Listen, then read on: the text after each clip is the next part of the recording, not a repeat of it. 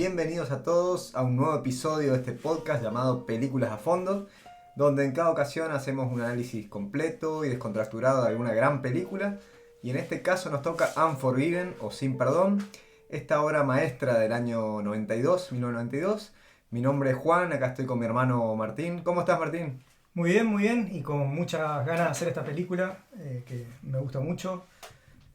Y sí, como dijiste, el Unforgiven, llamada originalmente, bien traducida, a veces criticamos, pero para mí muy bien elegido el título en español, Sin Perdón, porque no es fácil, no es tan directamente traducible, porque vendría a ser como el que no recibió perdón, o el no perdonado, que no queda...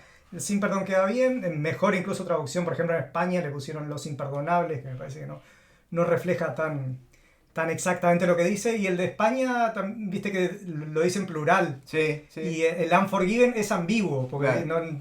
no sé qué pensás por ahí ver la película, si se refiere al protagonista o en general. Sí, para mí es más sobre el protagonista, por eso me gusta más Sin Perdón que Los Imperdonables. Y claro, y elegí Sin Perdón, y además tiene esta virtud que mantiene la ambigüedad de que lo podés tomar como singular o plural, que en España lo pone ahí. Y una cosita más para decir del título, que es un título pesado y fuerte. Sí. No es como un título de relleno, bueno, como lo llaman, porque es una historia de redención, digamos, pero ya desde el título te está diciendo no hay redención. Sí. Unforgiven ya te está dando un testimonio sobre lo que vamos a ver después. Así que bueno, para arrancar con la película, vamos a arrancar hablando con Clint Eastwood, porque es el director, el protagonista y el productor de esta película. Y llamativamente creo que este es el episodio número 20 de Películas a Fondo. Sí. Y es la primera vez que tenemos que en la película el que dirige actúa. ¿Es una práctica habitual en él o no? Sí, es una práctica habitual en él. Él arrancó primero como actor, ahora vamos a repasar acá. Sí. Arrancó primero a actuar y después de haber actuado en varias películas, en el 71 arrancó como director. Y en varias de las películas, sobre todo las primeras que dirigió, él actuaba también. No siempre, también alterna, ahora mitad y mitad, después capaz algunas actúan, algunas no. En general cuando actúa suele ser protagonista de sus películas. Es más, un dato que iba a contar por ahí poco después cuando hablábamos de la génesis de la historia, pero viene al cuento ahora. Cuando esta película, esta idea, este guión estuvo dando vueltas desde antes, desde el finales de los 70, comienzo de los 80, el medio que le llegó ahí a Eastwood y lo rechazó en su momento y lo agarró ahora, lo hizo en el 92. No está confirmado oficialmente, pero parece ser que la gran razón por qué él lo desestimó y lo hizo recién como 10 años después es porque él quería protagonizarla y sentía que no estaba lo suficientemente viejo todavía para hacerla. Entonces como que esperó, tenía la opción que era entre o maquillarse o buscar otro actor, pero se ve que no, la quería protagonizar y dijo, no, espero. Maquillarse tampoco, viste, pero ahí queda también. Dijo, esperó, tuvo paciencia, esperó unos 10, 15 años. No sé si será un mito o no, pero está bueno. Parece que sí, además porque la génesis, porque no hay mucha explicación de que él lo rechazó. No está muy claro y me cierra totalmente esa historia. Yo creo que debe ir por ahí. Y bueno, Clint Eastwood, como había comentado, arrancó actuando. Su fama como actor la hizo principalmente en una serie western también. Él está fue una imagen muy... Este es un western, la película que estamos hablando hoy. Y la imagen de él nació muy asociada al western. De hecho, con su comienzo, Rawhide se llama un western que arrancó por 1959 hasta 1965. Nosotros no hemos hablado todavía en ninguna película de Clint Eastwood, pero si alguien escuchó, por ejemplo, el episodio que hablamos de Érase una vez en Hollywood de Tarantino, o vio Érase una vez en Hollywood de Tarantino, el personaje de DiCaprio, está bastante basado su historia con lo que vamos a ver ahora de Eastwood, que actúa en una serie y después medio que no lo contratan, se va a Italia. Bueno, Tarantino lo sacó básicamente de la historia de Clint, así que ahora vamos a la historia verdadera. Entonces él tiene renombre ahí en esta serie, pero después no sé, quizá porque quedó muy pegado con la serie, no logra papeles ahí importantes en el comienzo de su carrera en Hollywood.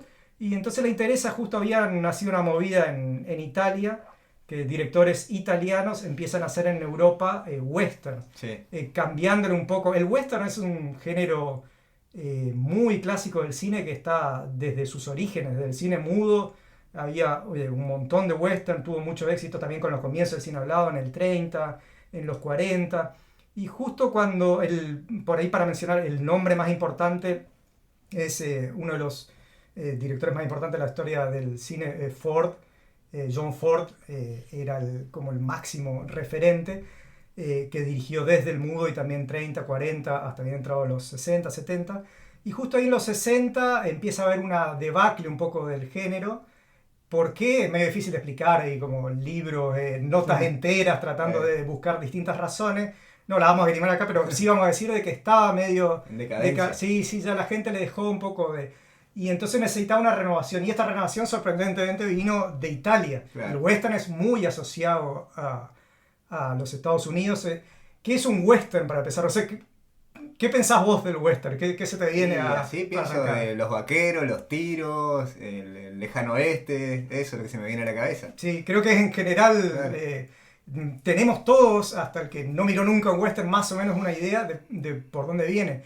¿Cómo se lo trata también? Hay libros, ensayos sobre qué es un western, pero básicamente lo que se referencia es su nombre western, viene de west, oeste, básicamente una región específica que es el oeste de Estados Unidos, sí. Y no es porque sí el oeste, sino que tiene una razón histórica, política, que es cuando Estados Unidos nace como país, está más civilizado en la parte del este, lo que es Nueva York, toda esta zona, y empieza a expandirse después hacia al oeste, combatiendo mucho también con los pueblos originarios, muy similar a lo que pasó en Argentina, que sí. Arrancó del centro al norte y se fue expandiendo hacia el sur. Argentina tranquilamente podría ser oeste, una lástima que no haya, hay alguno por ahí perdido, pero con esa misma experiencia, con esa expansión al sur, es la que Estados Unidos hace el oeste.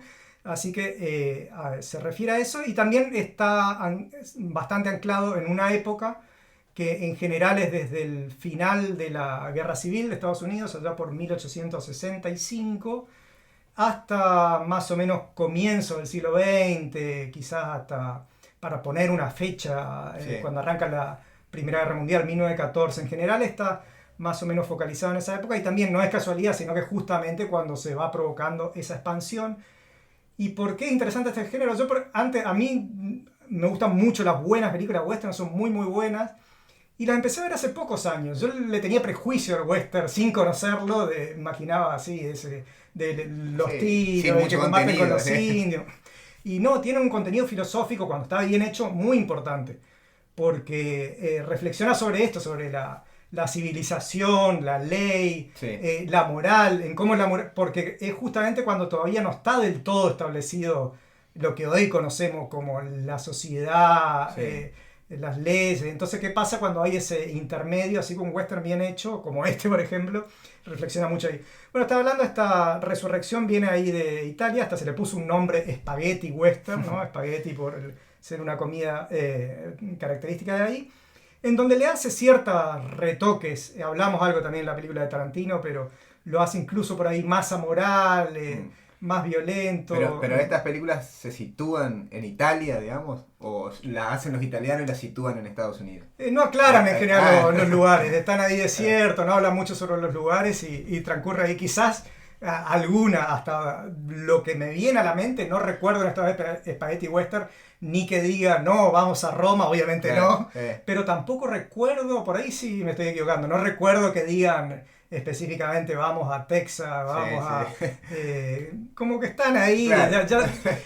ya trasciende, este género se hizo tan popular que ya trasciende su realidad. Claro. O sea, viste, como que la gente cuando empieza en el medio oeste en esa época piensa más en la película en la realidad que en lo que pasó en la realidad, ¿viste? Esas cosas ahí raras. Así que sí, lo toman, lo empiezan a... Tiene éxito, bueno, lo llama Leone, el director más importante del Spaghetti Western, y lo lleva ahí a Clint Eastwood, y ahí hace una trilogía que no lo voy a contar de vuelta, pero es una gran historia. El que quiere escucharla, escuche el episodio de Tarantino, donde la primera de estas tres películas es un robo absoluto que le hace Leone a Kurosawa. Sí.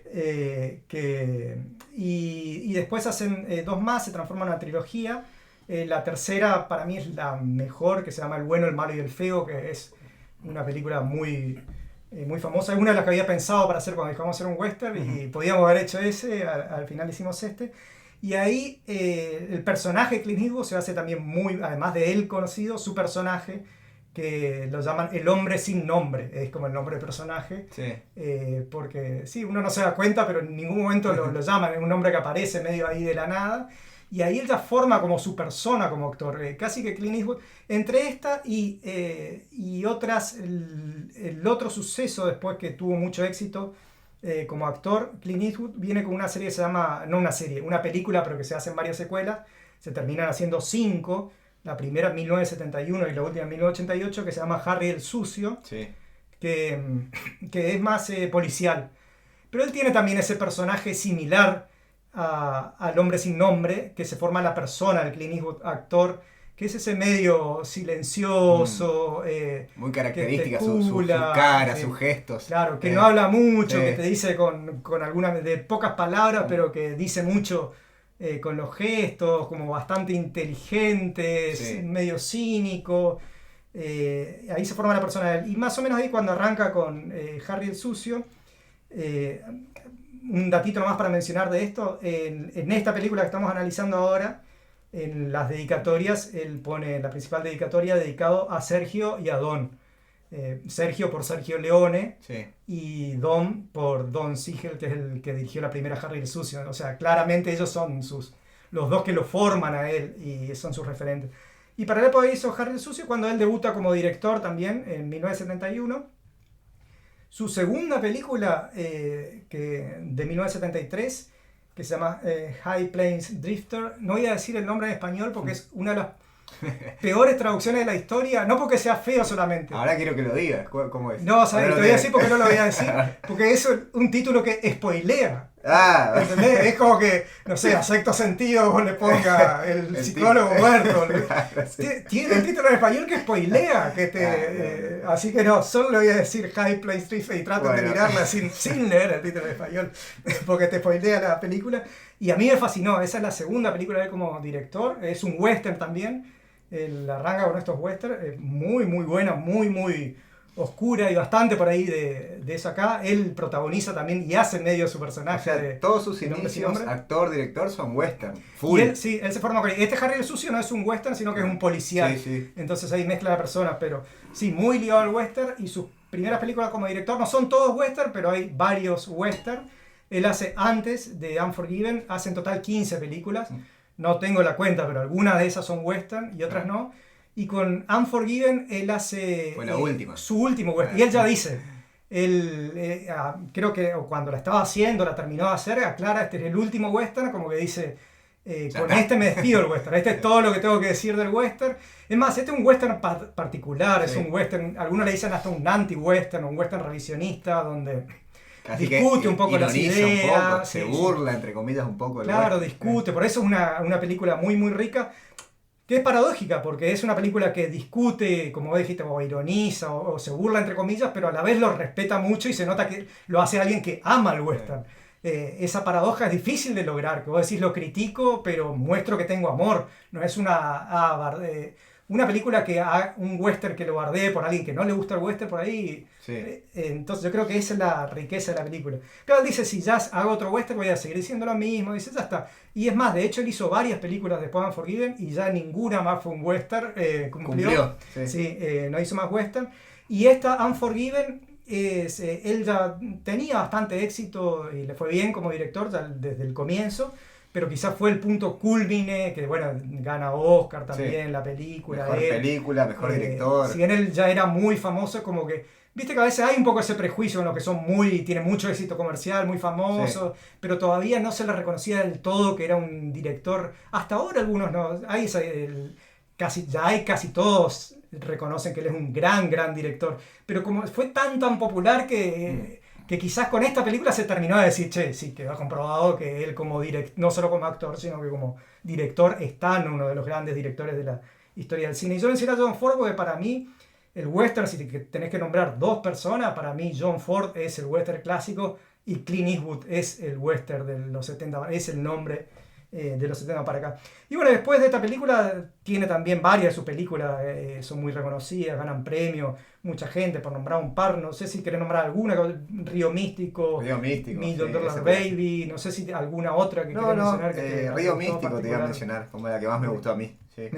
Y la última que hizo se llama Jurado número 2, la hizo el año pasado, 2024, a los 94 años. Y, o sea, sigue. No, esa no la vi. Sigue trabajando. Ahí él no actúa, pero ha actuado hace poco, una a los 90 años. Está entero. Una de las anteúltimas, sí, la Cry Macho, creo que se llama una anteúltimas que él actúa y va haciendo su personaje. O sea, no es que él elige un papel de un viejo de 90 años y claro, se arma. Así que impresionante la vigencia que sigue teniendo. Bueno, ahora sí quería ir un poco a algo adelanté, pero de la génesis de la película. Se hizo primero el guión. El guionista se llama David Well Peoples, que él es una persona que arrancó a trabajar ahí como editor en el cine. Estuvo 10 años trabajando de editor, de 1971 a 1981, y tenía ganas de cambiar de trabajo, digamos, hacia el guión. Y ya por 1976, cuando estaba todavía trabajando de editor, saca el guión de Unforgiven, que se termina haciendo antes. En 1992. Y no se termina haciendo. Por lo que leí, hubo un intento fallido ahí de Francis Ford Coppola. Lo quería hacer, no terminó de conseguir financiamiento. Y le llega en un momento, no ahí, pero quizás por 1980 más o menos, a Eastwood, que es la historia acá que contamos, que lo desestimó y lo hace después. Y me parece linda esta historia de cómo no hay a veces que rendirse con los proyectos. O sea, se terminó haciendo 16 años después. A veces uno tiene un proyecto y te lo rechazan. Este podría haber sido, lo tira a la basura. Y quedó ahí dando vuelta al guión. Y 16 años después, y fue una película hiper exitosa, que había sido desestimada. Y él arranca, unos años después de haber escrito este guión, arranca con otras cosas. Creo que su primera película fue un documental. Hablamos cuando hicimos Cena de que a veces suena raro que un documental tenga guión, pero es algo que se escribe después de que se filma. O sea, la primera película de este guionista, David Peoples, fue el documental de 1981. Es guionista junto con su mujer. Su mujer trabaja también de guionista, hicieron los dos juntos esa primera película. Y por ahí, cuando más él toma renombre, a Ridley Scott, cuando hace Blade Runner, que es una de las películas de ciencia ficción más famosas de la historia, en 1982, lo contrata a él para hacer la reescritura del guión. Entonces ya tenía ese Blade Runner, una película muy importante en su haber. Hace algunas cosas más, alguna hizo también con su mujer, otra solo, otra con algún otro guionista. Y después de Unforgiven es guionista junto con su mujer de una de mis películas preferidas, que tiene un gran guión, no solo gran guión, la película también me parece una gran película por varias otras cosas, pero también un gran guión, que es 12 monos. No sé si lo ubicás, con Bruce Willis. De nombre sí, pero no la vi todavía. Bruce Willis, Brad Pitt, es una que podríamos hacer en algún momento, es una gran película. Y yo no sabía, cuando empecé a leer para el podcast lo del guionista, dije, wow, el mismo que hizo todas mis películas preferidas son del mismo guionista, y yo no lo sabía, porque encima son películas muy distintas, 12 monos y Unforgiven. Bueno, y esta película, además del papel protagónico de Clint Eastwood, tiene actores Morgan Freeman de primer nombre, Morgan Freeman haciendo de Ned. Morgan Freeman venía ya actuando. Morgan Freeman es de 1937, ya anda ahí por 50 y pico de años, pero había tenido su gran papel que lo lleva muy a la fama 3 años antes, en una película que se llama Conduciendo a Miss Daisy, que se hizo muy popular también porque gana el Oscar. Un par de años antes, tiene la que es una de mis actuaciones preferidas de él, una película que se llama Street Smart, que viste que Morgan Freeman, no sé cómo lo tenés vos, pero lo tenemos en general como el buenazo, claro, el tipo sabio, bueno. Da una imagen de tipo cálido, Sí. ¿viste? Sí, Y, total. claro, Hasta ¿viste? su voz, su forma. Bueno, sí. mencionaste su voz, iba a decir eso. Él hace en muchas películas hace la voz en documentales. Claro. Tiene como una voz para narrar. Muy particular. Sí. Y viste que en general sus papeles son así, hasta este que es un western, viste que también tiene el rol, es el sabio, el tranquilo. Claro, en medio de la violencia y todo, te transmite igual esa paz, no sé cómo hace. Sí, pero... sí. Y bueno, yo Morgan Freeman lo tenía con papeles posteriores, en donde sí, tiene ese papel, por ahí, no sé, papeles posteriores para nombrar ahora el Shawshank Redemption, que él está ahí en la... creo que acá le pusieron Búsqueda de Libertad, una película carcelaria. Fíjate que ahí, por ejemplo, le hace un preso condenado a muerte y también lo ves como un gran tipo, tranquilo. Hecho, espero no equivocarme, pero me suena que él hizo con Jim Carrey Todopoderoso, él hace de Dios.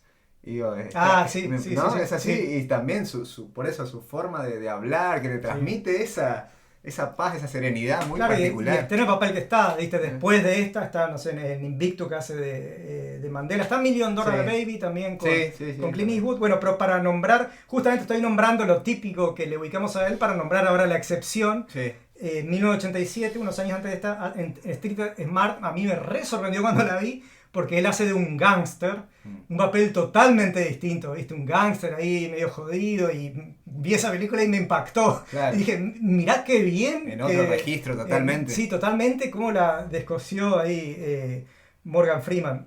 Bueno, mencionaste Todopoderoso, ¿algún otro papel que te haya gustado a vos particular? Yo mencioné algunos de Morgan que quieras mencionar. No, me acuerdo de que mencionaste recién también con él, de $1 Million Baby. Y no sé, a ver, ¿qué otra? No, esa es la que había marcado yo, y para irlo acá en un punto medio ahí de su carrera, en donde había tenido ya gran fama, pero después de estos más todavía crece la fama, así que lo agarramos ahí en pleno crecimiento. Y también tenemos otro actor muy muy reconocido como Gene Hackman, que nació en 1930, al igual que Clint Eastwood, ahí de la misma generación. Y a Gene Hackman, por ejemplo, yo lo tenía... previo a esta película, lo asociado más a los roles de jodidos, así de detective medio jodido, de violentos, como La Conexión Francesa o French Connection, que le ganó un Oscar como actor por los 70. Hay otro también de ese estilo que se llama Night Moves. Hay una película que se llama La Conversación. Todo el medio detective en los 70. Y posterior a esta película lo tengo más en comedias. Sí, bueno, yo leí, a ver si lo sabías, lo leíste por ahí, que él supuestamente rechazó el papel, le rechazó a Clint Eastwood porque estaba cansado de este rol de violento, ¿viste? De hacer tantas películas de violencia y demás, y supuestamente Clint le dice, no, que esta es como una crítica también, ¿no? Pone más en discusión toda esa cuestión de la violencia en el cine. Leí algo, solo que el detalle en el que yo leí él decía que las hijas le dijeron, papá, dejá de hacer siempre papeles violentos, siempre sos el malo.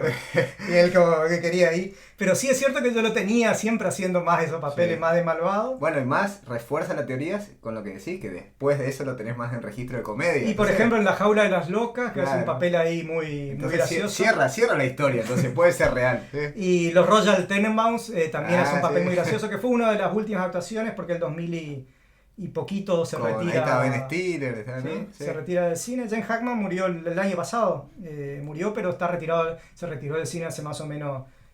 sí, esa con Ben Stiller, él hace un papel muy divertido ahí. Y después, bueno, para mencionar de los premios también algo ya mencioné, fue una película que ya de arranque fue muy reconocida. Sí. Tuvo éxito de gente, éxito de crítica. Oscar fue nominado a 9 Oscars, de los cuales ganó 4, y de entre ellos los más importantes, película, director. Hackman ganó como actor de reparto. Actor de reparto. Clint Eastwood, que fue nominado como actor protagonista, pero ganó Al Pacino. Guión original, que mencionamos acá, el amigo David People fue nominado también, cinematografía, sonido, así que mucho reconocimiento ya de entrada en la película. Así que bueno, vamos a meternos, que tenemos un largo e intenso recorrido para hacer. Dale. I don't deserve this. To die like this. I was building a house. Deserves got nothing to do with it. I'll see you in hell, William Money.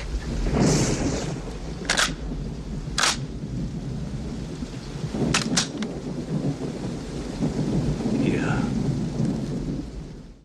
Bueno, para meternos en la película, repasar un poco cómo es la estructura que me pareció bastante particular, interesante, como que a la vez es clásica, pero a la vez es compleja, porque por un lado es lineal, ¿no? Transcurre, no hay vuelta atrás en el tiempo ni nada, así que va de comienzo hacia final, pero la particularidad es que se dan dos lugares distintos, ¿no? Lo que es Wyoming y lo que es Kansas, Sí. y se va contando en paralelo, porque por un lado tenemos un esquema tradicional, casi el road movie, en donde los protagonistas, donde sería Clint Eastwood, con Ned, Morgan Freeman y Kid, que arrancan en Kansas, después van yendo hacia Wyoming y llegan a Wyoming. Sí. Pero no es exactamente así la película, porque antes de que ellos lleguen a Wyoming van pasando cosas en Wyoming. Claro. Que influyen, que provocan que ellos vayan ahí. Entonces, para mantener esa linealidad, te vas saltando de un lado a otro, porque al mismo tiempo que está transcurriendo así que en ese sentido me pareció bien interesante, que te va contando los dos en paralelo, y después tenemos pasada la mitad de la película, cuando llegan a Wyoming parece como que se juntan, Claro. y se transforman las dos películas en uno, y eso me parece que muy bien hecho, muy entretenido, y fíjate cómo al extremo va eso, que lo vemos ya desde el comienzo de la película, que arranca bien particular, porque viste un paisaje y las letritas. Las letritas y la historia, ya te da un pantallazo, ¿no? Que te ponen... sobre la madre de la esposa de Will, que se preocupó porque ella se casó con un hombre tan violento y tan agresivo y que ella murió al final de otra cosa, de viruela. Sí, y que se como te hacen enferma. El relato te ahí cuentan rapidito, ahí sí, en qué año es. 1880 creo que está Sí, situada la sí, historia, sí. algo así, sí. Te cuentan eso ahí. Vamos a decir, en la vida real, obviamente la mamá de la chica tenía razón. Claro, sí. El violento siempre es violento. Esto solo pasa en la película, no más, es una ficción que el violento después se hace bueno, entre comillas. O viste que él remarca que mandó la violencia por la esposa. Eso nunca pasa en la realidad, alerta spoiler. En general la mamá de la mujer hubiese tenido razón en la vida real. Sí. Arranco con esas letritas y lo que iba a decir es cómo son estos saltos que te cuentan la letrita y vos decís, bueno, voy a ver qué pasa esto. No, ya salta hacia el otro lado. Fíjate que después de las letritas, la primera imagen es en Wyoming, totalmente alejado no está ni Clint Eastwood, ni la chacra donde te muestra las letritas, solo esas letritas. Así que podría decir que para recorrer la película vamos a arrancar con la parte de Wyoming, que es el núcleo que provoca, y después después volvemos a Kansas con el viaje de Clint o Will. Entonces, bueno, en Wyoming nos cuentan el caso original, que es lo que provoca todo, que por eso nos sorprende cuando nos metemos ahí. Nosotros leímos unas letritas sobre la historia del malvado, de que la esposa murió, y después va totalmente otra historia. Arranca encima bien dinámico, no te da mucha explicación. Nosotros vemos como dos vaqueros que entran con unas mujeres que podemos asumir que son unas prostitutas, están ahí y ya se arma bastante violento. Vemos ahí la agresión muy fuerte, arranca. Sí, que la corta con cuchillazos ahí en la cara, por todo el cuerpo. Y ahí arranca de entrada, bueno, y ahí después que pasa esto, donde viene la introducción del sheriff. De Little Bill, el personaje de Gene Hackman, y donde, bueno, le va a imponer la pena, y esto es lo que termina provocando todo ese quilombo, es lo injusto de él, digamos, en la pena, ¿viste? Claro. Que te marcan bien fuerte en donde que él primero le quiere dar azotes, ya las chicas no están conformes, ¿no? con esos azotes. Y después llega todavía más al extremo, ahí ya estaban un poco enojadas, pero lo otro que le hizo enojar más cuando va el cafillo, digamos, que dice, el dueño como del que bar, dice, son mis propiedades, me tienen que compensar, y como dice, bueno, sí, le tiene que pagar pony. La decisión del sheriff termina siendo totalmente haciendo objeto a las mujeres, como diciendo... fue un daño a la propiedad del tipo, el que la regenteaba nomás. Así toma su decisión, que dice le tienen que compensar regalándole caballos a él. Claro, él quiere específicamente marcar eso. Porque hasta con los azotes, que las chicas están un poco enojadas, pero sienten, bueno, nos está compensando. poco, Sí, pero mal después que ella mal. marca diciendo, no, lo único que importa es ustedes son propiedad, le está remarcando eso, y eso es lo que le termina jugando esa injusticia al sheriff, porque es lo que provoca las chicas ahí donde dicen, bueno, A ella nos re basurió, vamos a buscar la justicia claro, por otro no lado. hay justicia, vamos con la justicia por mano propia. Y esto es lo que yo mencionaba hoy al principio, de lo filosófico del western. El western marca el comienzo de la civilización, donde fíjate que la Sí. justicia la impone el El sheriff, sheriff. con lo que se le ocurre en el momento. Claro, Y dice, y- bueno, nos asombra. improvisa No. la ley. Entonces, como que no es el cero justicia, porque hay, en teoría, el Sí. sheriff es parte del Estado Sí. y parte de la ley, pero a la vez, viste, que es muy improvisado, que dice ahí. Y Un entonces, poder totalmente discrecional y absoluto. Digamos. claro, y entonces si bien hoy en un estado civilizado puede haber, obviamente que hay injusticias y gente que se considera afectada y dice voy a tener que... Esto acá, cuando todavía no está del todo presente el Estado tan rústicamente, es más probable. Esto es lo que se ve bien ahí, en donde dicen no hay justicia, dicen las chicas, dicen bueno... y viste, y está bien también como te lo cuentan, viste que dicen cuánta plata tenés, pero Sí. no sé si vos, yo te pregunto a vos porque yo la vi por primera vez hace un buen tiempo y ahora la vi hace poco, pero ya sabiendo. Entonces me gusta ahí estas charlas en donde vos cuando ella empieza a juntar plata, ¿tenés idea por qué está juntando plata? No, Porque no te dice. no Vos decís por qué no sabés si quieren comprar armas y Sí. qué No, quieren no hacer. te dicen expresamente. Yo sentí que era para ver si podían irse ahí, escaparse, hacer una nueva vida o algo, ¿viste? Nunca pensé que era eso. Claro, entonces me encanta cómo te Sí, cuentan, porque está muy bien. más tradicionalmente, viste, podrían sobreexplicarte y la chica está diciendo vamos a juntar plata, Vamos a pagarle así a contratamos. No, entonces eso vos Sí. te das, es re apasionante porque cuando te vas dando cuenta y se arma. Así que bueno, esto es lo que, porque después el sheriff queda re complicado porque sabe que van a venir Sí, tipo jodidos en busca de la recompensa. a buscar la plata.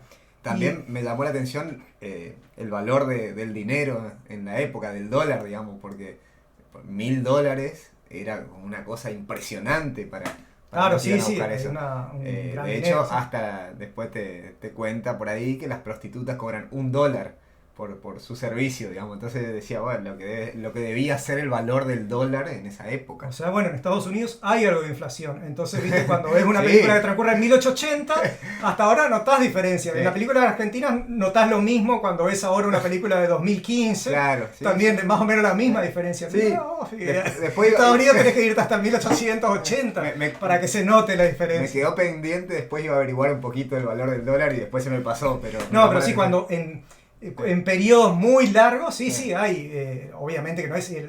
Hay inflación en Estados Unidos bien chiquitita. Claro, porque de hecho el protagonista, digamos, Will, toma la decisión de ir a hacer eso como para darle algo a los hijos. Yo decía, en definitiva, él se va a quedar con $500. Claro, una Se plata ve que importante. Era sí. importante. Sí, una plata importante, al punto que vienen, van a venir de lejos. ¿Sabes? Sí. El Kansas, donde está situado Will, es unos 1000 kilómetros, digamos, ¿no? A caballo, sí.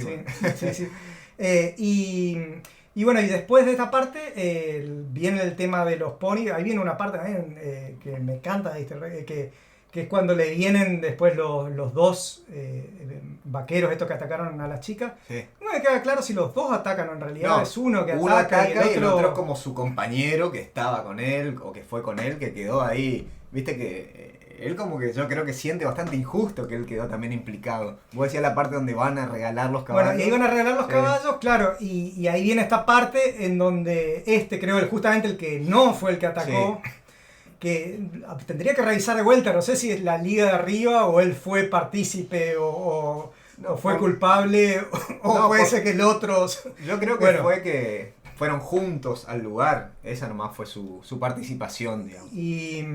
Y bueno, y ahí el que no fue el agresor, digamos, Sí, le ofrece, dice, no, el mejor pony se lo doy sí. a la agredida, como Sí. que él solo quiere tomar.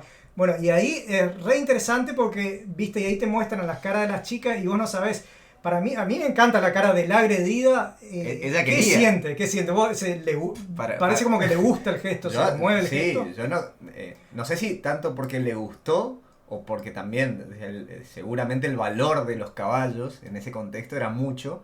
Y como que yo creo que la cara de ella es como diciendo, sí, regalame ese caballo, me va a servir. No sé si tanto, vos lo viste más como que le gustó el gesto de... No, sí, claro, de sí se disculpas. sorprende. O sea, claro, sí, como si en ese momento no esperan nada. Fíjate que el sheriff le dijo, ustedes no son nada. Sí. Y como que si se conmovió. Otra cosa que yo siento de ella, después de haber sido agredida, porque después a esta misma chica, la agredida, viste que después también tiene muchos gestos con Will, Sí. como que fue agredida tan vilmente que está necesitada quiere ver un poco de esperanza, Sí. y como que valora hasta, dice, hasta como de la peor calaña, viste, le está haciendo ahí el esfuerzo. Claro. Y queda ahí, pero tampoco te lo dicen explícitamente. No, Vos deducís ahí de la yo cara. lo vi más como que ella quería por un valor económico, me pareció a mí el caballo, le interesó, y la que era la líder de ellas, de las prostitutas, le tira piedrazos y lo saca, y ella queda como medio, Sí. che, nadie me preguntó a mí lo que Sí, quería. te ¿viste? queda ahí la duda. Y te va y enfoca en las chicas donde,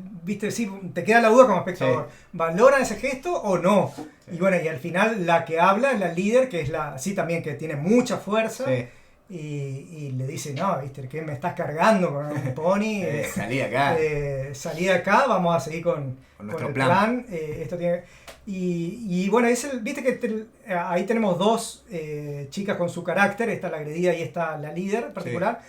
Y a la vez las chicas como un personaje colectivo, que a mí me llamó también mucho la atención cuando vi la película, porque son, en vez de ser un personaje de las prostitutas bien relegadas, así como el sheriff que le dice, ustedes no son nada, viste que son un personaje con fuerza, que no suelen manejarse así en los westerns estos personajes que mucha valentía. Claro, mucha... que ella como que se hace valer, no suele haber estos tipos de películas. Fue un personaje colectivo claro, que hasta me llamó la atención. Creo que vos dijiste hace poquito, pero la acción de ella es la que genera toda la explosión de todos los líos que hay en la película. Esta acción que toman de tomar venganza, digamos. Claro, y a la vez la toman porque el sheriff las ninguneó. Sí. Y entonces toma ahí. Y bueno, y después de esta primera parte, hoy te dije, van a venir de todos lados porque valía mucho esos $1000. Y ahí viene todo un tramo que viene... ese tramo también es espectacular, la llegada de English Bob. Sí. La de English Bob, porque es un personaje, porque el típico vos le podrías haber hecho al English Bob un vaquero más. Le hace un personaje muy, muy pintoresco, medio tarantinesco, ¿viste? Para los que seguimos mucho a Tarantino. Y muy particular. Junto con el escritor, que es un personaje espectacular. Entonces está buenísimo, ese personaje, ¿viste? Que llega, ya que es inglés, ¿viste? Entonces English Bob le dice English Bob. Que empieza a pelear con el otro, con la reina es mejor que tener un presidente. Todo eso está muy bueno también. Sí, les empieza a pesadear, que si les mata a los presidentes, empieza a bardearla a todo, ¿viste? Muy gracioso, muy pintoresco. Y bueno, y ahí cuando están llegando al pueblo, que también algo muy interesante, viste que está el cartelito, creo que el escritor ve el cartelito que dice... De las armas. De las armas. Sí, está prohibido portar armas. Sí. Y eso también para filosofar desde lo que decía hoy en los westerns, cuando llega la civilización, que es lo que se menciona siempre de la civilización, que es el Estado. Básicamente el Estado se arma por tener el monopolio de la violencia, ¿no? Claro, el monopolio, vos como por abogado por ahí lo sabés decir mejor que yo, el monopolio del ejercicio de la violencia. Por lo menos el monopolio legal de la violencia. El monopolio legal de la violencia se supone que tiene el Estado. Y eso es lo que trata ahí de imponer acá, claro. ¿Viste? El cartelito, no se permiten armas. Solo nosotros podemos tener armas de fuego. Claro, porque eso se ve mucho en los westerns. En los westerns el Estado está todavía tan débil que no tiene el monopolio de la violencia, porque estos tipos como English Bob, como Will, a la larga manejan un poco la ley. Bueno, hasta el día de hoy hay Estado, no me quiero meter tanto en política, pero Estados cuando empiezan a tener sus problemas o eso... pierden el monopolio de la violencia y empiezan a haber otros grupos, ¿no? Que empiezan a dar poder, y sobre eso filosofa mucho el western. Pero bueno, Little Bill está firme ahí con el monopolio de la violencia, no se permiten armas, él ya sabe que van a venir tipos jodidos, entonces va de una al English Bob, le van con todo ahí de entrada y él hace como, claro, una muestra, viste, que le pega violentamente delante de toda la gente, como para dar una bajada de línea, digamos. El que viene acá la va a pasar mal, ¿viste? Claro, él no solo quiere desarmar y que se vaya, quiere que se vea. Es más, viste que a lo último, adelantándonos un poco, cuando se va, vos viste que encima se va como puteándole a las prostitutas, no sé Sí, qué. a todos. Y yo pensando que las prostitutas van a estar re enojadas, no, lo que le interesa dice, dice, ahora no va a venir nadie. Claro. ¿Viste? Creen que las mismas chicas están preocupadas, que dicen, fue efectivo, él va a lograr de que corra la voz. Y vos nombraste al escritor, también ya me puedo decir por qué viene a hacer este tipo. Y es una gran parte de la filosofía de la película, viste que es una que trata de desmitificar el western. English Bob viene con el escritor que quiere escribir su novela. Las proezas de Bob. Claro, y la película filosofa mucho sobre cuánto hay mucho de verso, mucho que se mitifica. Y toda esa parte también está muy buena. Después cuando Bob está en la cárcel y Bill, viste, lo agarra al escritor y le empieza a desmitificar. Ese claro, que en realidad no era ningún héroe, que mató a uno medio de casualidad, que estaban todos borrachos, como que cuentan los episodios más bizarros que más heroicos, como los quieren mostrar, lo quería mostrar y por eso decíamos hoy que es algunos dicen como anti-western, claro, o un western revisionista. Por eso te decía que era un poquito de ironía hacia el western también. Claro, porque quizás el western clásico te muestra a estos tipos como capos, y acá está diciendo, hay mucho verso, hay mucho... y bueno, el mismo Bill desmiente, pero a la vez el mismo Bill es medio un verso, el mismo también. Sí. Entonces esta película tiene mucho de esa filosofía y hasta el mismo escritor, a mí me encanta también como el escritor que estaba ahí pegado y bien vendido, que se como casi un parásito, digamos, después se le prende, lo suelta a Bob y se le prende a Bill, digamos. Y viste encima que el escritor, para mí otro tema interesante, que lo hacen particularmente vil y cobarde. Él es muy cobarde, como que yo creo que la película está diciendo, estos que escriben o que hacemos la película sobre el western, que decimos, guau, somos medio unos nefastos que estamos diciendo, miren qué bien, la violencia. No sé, no me parece casualidad que lo haga cobarde al escritor, cuando el escritor es por ahí el representante de los cineastas o de los que escriben o de los que cuentan, y lo hacen particularmente así. Bueno, toda esta parte de English Bob muy muy rica. De hecho, creo que ahí English Bob se va de la película, pero su marca es importante porque influye en todo lo que va a pasar después. Ahora, bueno, nos movemos, fíjate, ya contamos una buena trama y todavía no hablamos nada del personaje principal, digamos, de Will.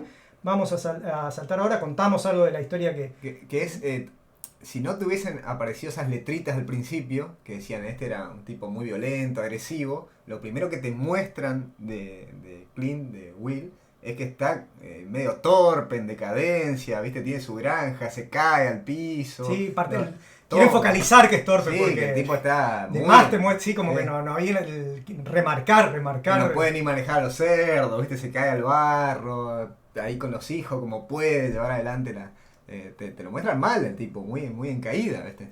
Bueno, y ahí llega Kid, otro gran personaje. Algo que quiero decir de esta película, por ahí me olvido de decir después, es que la cantidad de personajes ricos que tiene. Tiene muchos personajes y todos tienen su riqueza. Los desarrolla mucho a cada uno. Sí, toda su riqueza, todos tienen su razón de ser.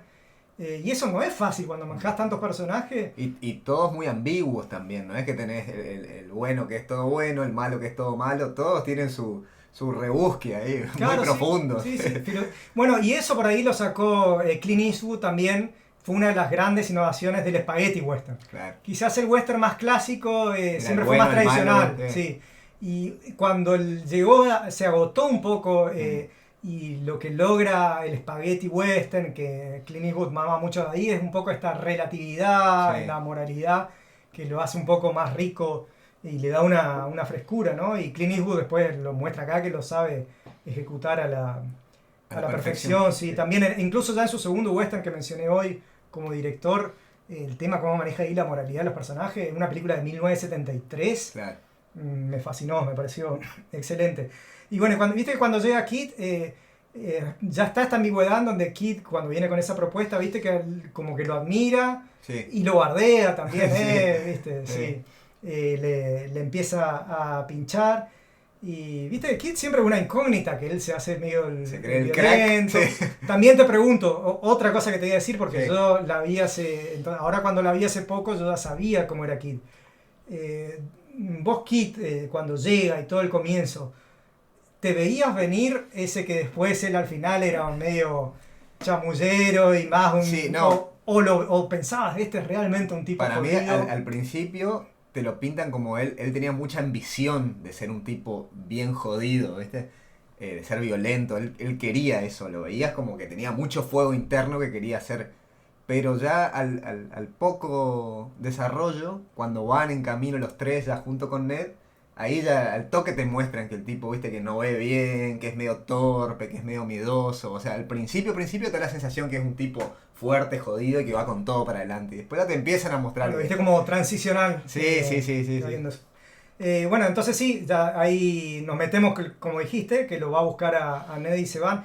Viste que algo también me chocó, pero digo, bueno, por ahí es la época más común, viste que lo deja a los pibes, le dice al chico, ¿cuántos hay el chico? Eso es buenísimo. Bueno, vos te haces cargo de los cerdos con tu hermana. Me voy 2 semanas, háganse cargo. Como natural, como como que no tiene el dilema, son muy chiquitos. Claro, por ahí, no sé, en esa época, en ese lugar. No dice las edades, pero a ver, visualmente, que más o menos 10, ¿no? Puede ser. 8, 10, pero 12, claro, natural de la 8. época. Hoy somos todo lo contrario, ¿viste? Hiper al otro extremo, protectores. sí, al otro extremo. Así que está divertido ver eso. Creo que vos en algún momento mencionaste, pero nos salteamos un poquito. Ahí ya cuenta, no me acuerdo si él charlando con. O sea, si Will charlando con Kid o en qué momento cuenta bien expreso lo de la mujer. Que él dejó la bebida por la mujer. O después hablando con Ned, no me acuerdo bien. Varias veces, porque él todo el tiempo. Él todo el tiempo dice, eso es interesante, porque él se lo dice a Kid, y se lo dice a después Ned, se lo dice también, a Ned, y él lo repite todo el tiempo. ¿Por qué? Él se quiere convencer a sí mismo, está convencido, mucho lo remarca. Me llama la atención que, claro, lo que más hace hincapié es que dejó el whisky, o sea, que ella le hizo dejar el whisky. Y después también dice mucho como que él, todas las cosas que hizo, viste que muchas veces dicen, ni me acuerdo porque siempre estaba alcoholizado, o sea, habla mucho de la bebida. Claro, él lo pone junto, claro. Como que él, el whisky lo necesitaba para ser así. Para hacer todas sus atrocidades. Es más, me adelanto en el final de la película, cuando él vuelve, toma el whisky antes, como que sí, lo relacionado. Claro, de hecho sí, él remarca mucho eso y lo que dijiste hoy, de que él vuelve por extrema necesidad, claro, viste que se están por morir los cerdos, como diciendo. Sí, ahí también, si hablábamos un poco de lo filosófico y todo eso de la película, como que él estaba muy, como vos decís, quería remarcar todo el tiempo sus nuevos principios o valores a través de digamos, de su esposa, de haber dejado el alcohol, de haber dejado todo eso, y no sé si la necesidad económica le hizo romper esos principios, esos valores, no sé cómo lo viste esto. Y sí, y yo creo que eso por ahí hace que él más insista. Como él está consigo mismo, al saber que él está rompiendo y yendo a matar otra vez, ese el dilema que él tiene. Y él ahí, por eso necesita todo el tiempo estar diciendo, cambié. Sí, y eso se lo dice él a Ned, creo. No es que yo volví a las andanzas, yo lo que pasa es que estoy fundido. O sea, le dice expresamente, esto lo hago solo por plata, digamos, la traducción es esa. Pero hasta él mismo, yo creo que él se quiere convencer a sí mismo, sí. Para no también serle infiel, entre comillas, a su esposa, ¿viste? Decir, no es que le estoy fallando, sino que esto es para mis hijos, ¿viste? Necesito el dinero para mis hijos o algo así. ¿Y vos ahora qué crees? ¿Que él realmente lo hace por necesidad y no quiere? ¿O que en el fondo le tienta un poquito y se voló con los cerdos ahí? Yo creo que te demuestra claro, la profundidad del personaje, ¿viste? También como que te da la sensación que él estaba un poco triste también por su vida. También por ahí porque no le iba bien tampoco con su nueva vida, ¿viste? O sea, te muestra que los cerdos están enfermos, que él la granja está decaída. Que también al tipo lo agarró en un momento muy malo y bueno, es una mezcla de todo. Y fíjate, la película tiene cuidado también del caso que él acepta, tiene su bondad moral, digamos, ¿viste? Te ponen un caso en donde él va a matar a unos que agredieron vilmente a una mujer. No es que van, ¿viste? Te podrían haber puesto el caso de matar o sea, no te quieren mostrar por la plata nomás. Claro. Entonces tiene un poco eso, bueno, es un caso justo. Creo que él le pregunta específicamente a Kid, le dice, ¿pero qué hicieron? ¿Qué hicieron? Bueno, los cortaron a una mujer, le cortaron por todo el cuerpo. Él dice, bueno, entonces se lo merecen, como que hacen. Claro, te ponen para tirar un poquito más de agua a su favor, que no es, que bueno, va por la plata, pero sabe que lo va a matar a tipos que hicieron eso vil y no a cualquiera ahí. Y hay una cosa, que quería ver qué opinaba. Viste que lo va a buscar a Ned y le dice, no, yo te aviso porque me voy para que cuides a los chicos, cualquier cosa. Pero Ned enseguida le dice, viste, Ned parece estar medio en la misma situación de él, pero se suma. Y digo, en el fondo, él ¿va en serio a decirle a Ned que cuida a los chicos? ¿O él ya sabe que Ned se va a enganchar y lo va a quiere reclutar? Creo que lo quiere enganchar. Y hay también un debate moral en Ned también. Parece, lo que vos me preguntaste antes, como que los dos tienen un poco, que extrañan un poco también su vida esa ¿no? De maleantes. Y se maneja así, claro. Se amigoyaban ahí. Sí. Bueno, y ahí se van yendo, van los dos, después encuentran a Ian Kid, lo que vos ya comentaste, que medio que ven que está ciego, empieza esa tensión ahí entre los tres. Y bueno, ahí te muestra mucho a los tres charlando sobre esto, sobre esos dilemas. Viste que Kid ahí sigue medio... que dice cuántos mataron, claro. Yo maté 5, empieza ahí un poco... Que era todo mentira. Sí, Kid también, lo mismo, no sé si les está mintiendo a ellos o él se trata de mentir a sí mismo, de ser un poco rudo, y ahí hasta que llegan a Wyoming. Me gusta también la llegada, viste que no te explica mucho, llegar de golpe, lo ves a ellos en el bar, sí. Y enseguida transcurre todo, enseguida vienen, yo pensé que iba a venir más adelante, ahora no me acordaba mucho cuando la vi, pero medio que apenas llegan, que ya se van Ned y Kit se van con las chicas y Will llega enseguida y así como lo apuraron a English Bob, lo apuran a él, pese a que nunca se dieron cuenta de... Claro, no, solamente tenía un arma y por eso. Ahí quería mencionar que sí, Will se mantuvo siempre firme en que él no quiso saber nada con las prostitutas, a nivel sexual, te digo. Esa moral sí la mantuvo siempre. Claro, él tiene, así vos dijiste de que él tenía cuidado, no quería traicionar a la esposa al volver a la violencia y se sentía muy culpable con eso, claro, y eso sí, eso lo mantuvo. Que eso viene en la tapa, claro, después que lo atacan, lo destrozan ahí a Will, que hacen esa hermandad ya con las prostitutas y él queda así también en un lindo momento ahí cuando él pega esa afinidad con lo que mencioné hoy, de Laila, creo que se llama la agredida, que es lo que también yo sentí que ella, al ser agredida después de ese ataque, como que necesita encontrar algo, un poco de humanidad, y sin conocer mucho a Will, no sé, le cae también, empieza ahí, trata de hacer...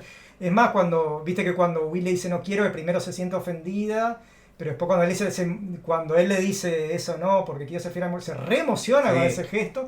Pues yo primero pensé, sí, es porque, no sé, le tiene deseo, le tiene ganas, pero a la vez cuando él como dice, no, porque estoy como mujer, ella, más allá de, no sé si le resultaba atractivo, pero a la vez se emociona como que ve un gesto de humanidad. La parte humana, después de haber sido atacado, que alguien quiera ser fiel a su mujer. Sí, eso le encantó. Se emociona de Laila.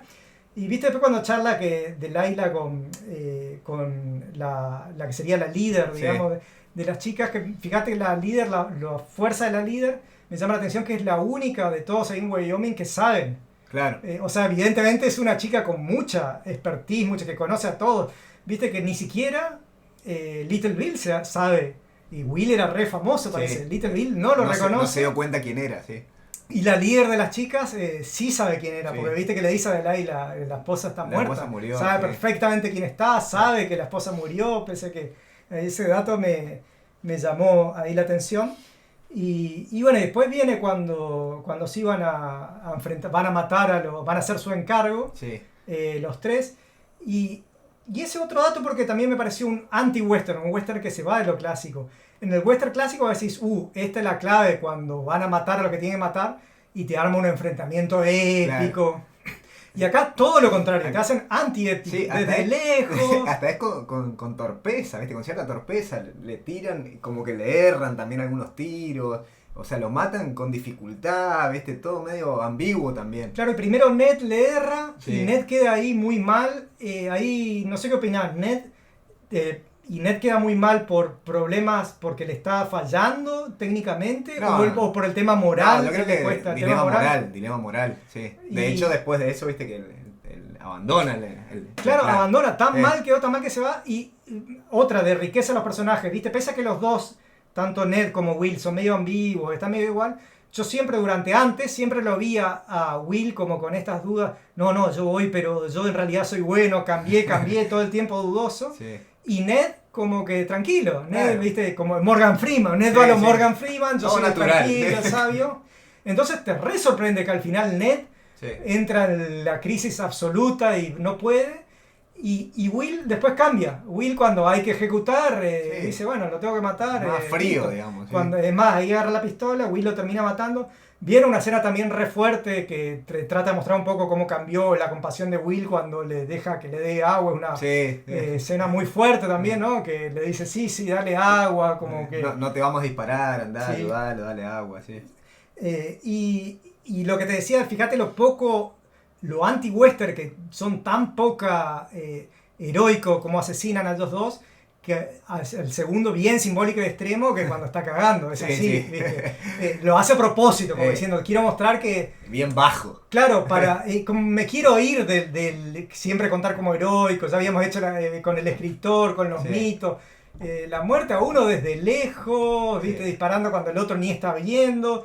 Al segundo esperamos a que se vaya al baño. Sí, está en el baño y hasta Kid también lo apunta y duda, pone cara de miedo.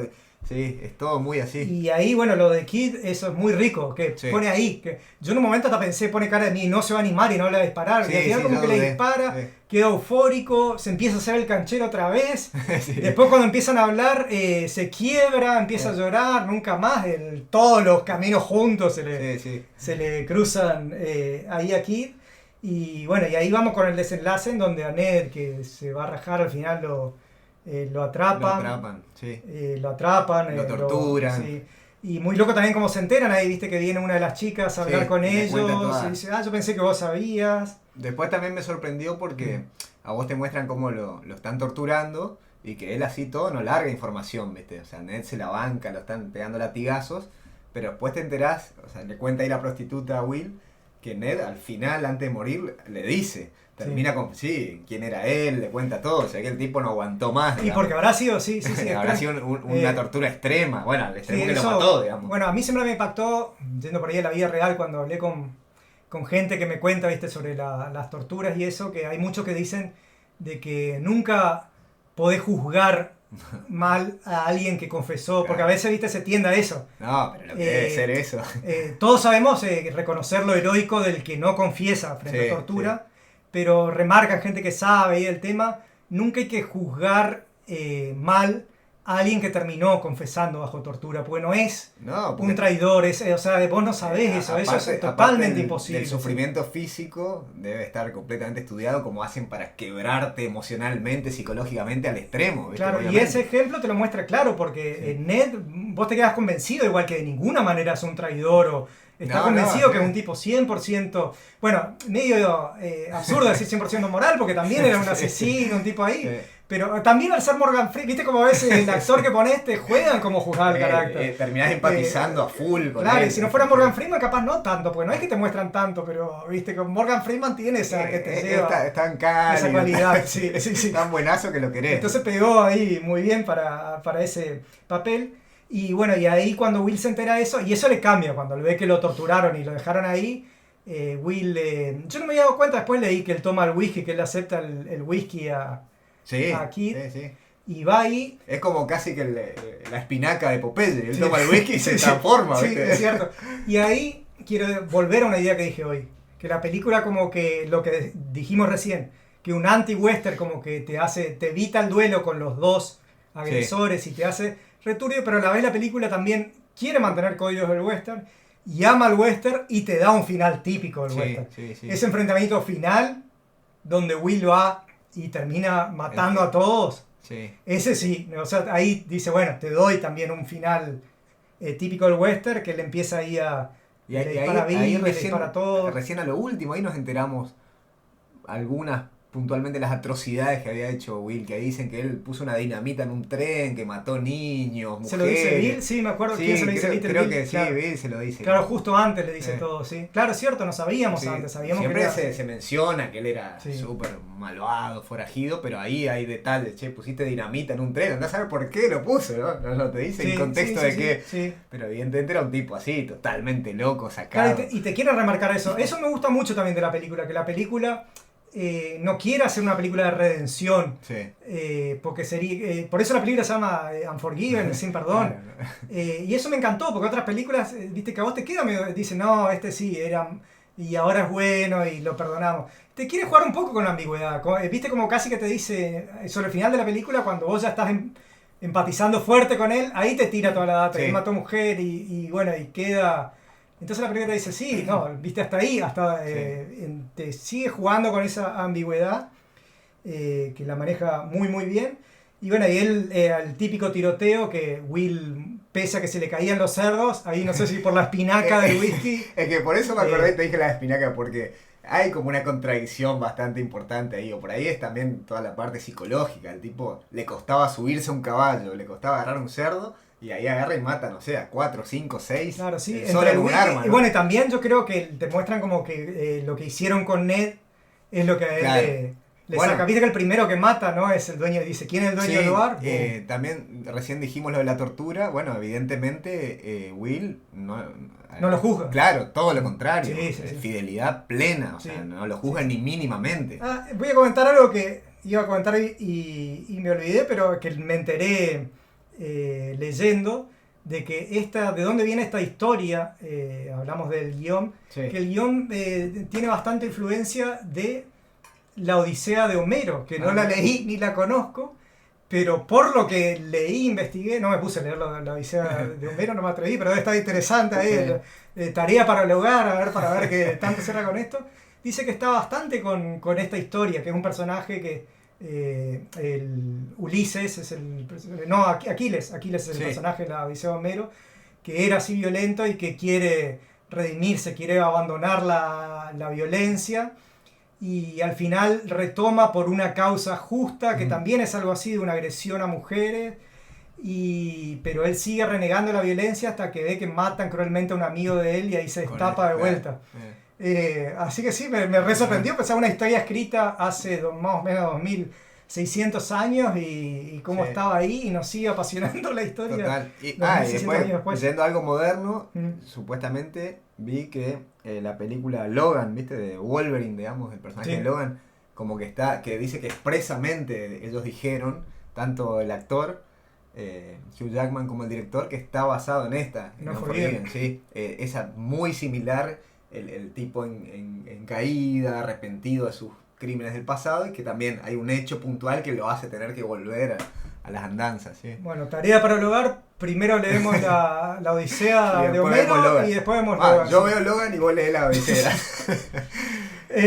Bueno, y ahí está bueno también al final, que viste cuando se retira Will diciendo yo me voy, que nadie me joda, Sí. si escucho, viste que hay dos esperando afuera y medio que No se animan. arrugan ahí, deja, viste, Sí. se va. Ahí te hace más, vuelve al típico western con el capo ahí. Y bueno, y ahí tenemos nomás el final, le hace como Capicúa, te cuenta muy por arriba, que parece que se fueron nomás a San Francisco, no me Sí. acuerdo dónde conocí. Bueno, pará, y ahí en la escena final del tiroteo dentro del bar, muy icónica la escena cuando Bill está en el piso y le dice, lo está por ejecutar y le dice, yo no merezco morir, le dice, yo estaba construyendo la casa, que eso quería mencionar. Sí, Todo eso de la casa, ¿cómo lo viste? ¿Viste? Que él construía mal su casa, muy torpemente, cuando entraba la lluvia, que también hay algo gracioso con que el escritor le dice, che, tenés que mandar a ejecutar al carpintero que hizo esta casa. Y el tipo, ¿cómo? Eso no, ¿qué Para lo mí hay viste? dos Como modos de algo- verlo. Uno, casi un comic relief. Sí. Y dos, que te esté queriendo hacer una metáfora. Como que el sheriff queriendo construir la casa y no le sale. Es el sheriff queriendo Mantener la construir paz el del estado. pueblo, sí. Sí, construir el estado con cimientos rústicos. No tiene la capacidad para hacerlo. Así que si lo querés ver livianito o pesado, pues Sí, bueno, ahí uno de esos cuando lados. te decía que él le dice desde el piso, yo no merezco morir, y Will le contesta, no me acuerdo la frase exacta, pero esto no es algo de merecimientos, algo así, no tiene nada que ver con merecimientos. Y bueno, leí por ahí que es supuestamente también como una bajada de línea al western clásico, del bueno, el malo, el bueno gana, mata al malo, y como que esto es mucho más ambiguo, ¿viste?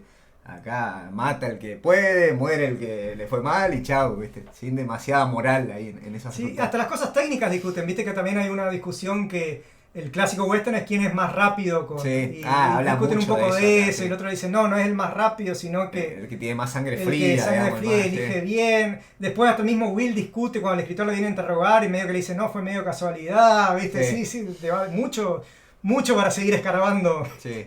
ahí. Bueno, ¿estamos para elegir las escenas? Sí, ¿O? sí.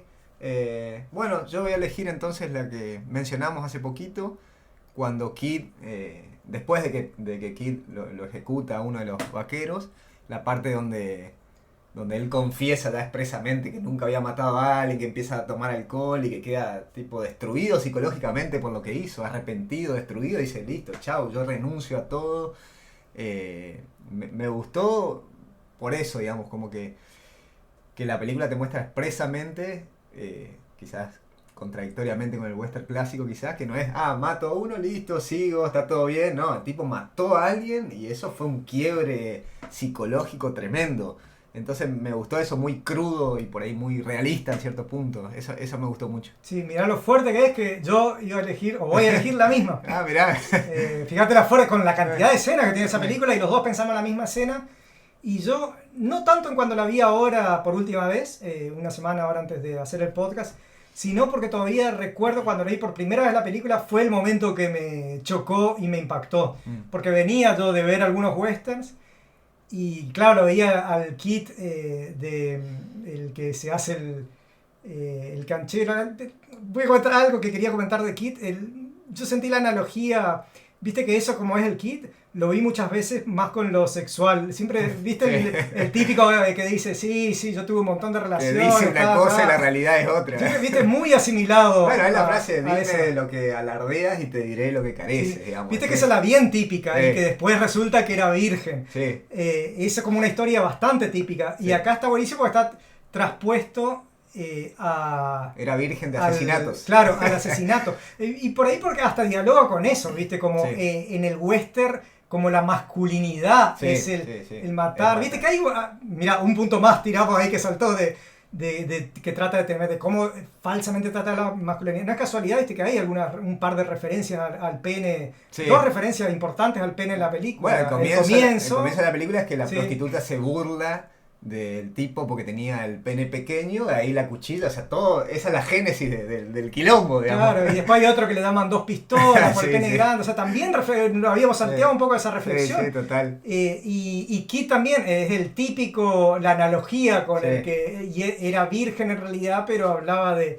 Bueno, y yo cuando estaba viendo la película, porque Kid está, que después parece eufórico, de vuelta, maté, y la forma en que se quiebra, pero absoluta, que le dice, tomato, yo no iba a matar nunca más, es como, es la película en sí, como que el mensaje, como que en ese momento fuerte, como diciendo, sí, todo esto en realidad es un verso, no es así como lo dijimos, tan bien hecho, así que en general cuando vos elegís la misma, yo pensaba tratar de elegir otra, pero no, esta fue la que me impactó, así que también... Es un resumen casi contundente del mensaje un poco de la película. Así que bueno, terminamos este hermoso repaso. Esperemos que lo hayan disfrutado tanto como nosotros. Y nos escuchamos en el próximo episodio. Muchas gracias.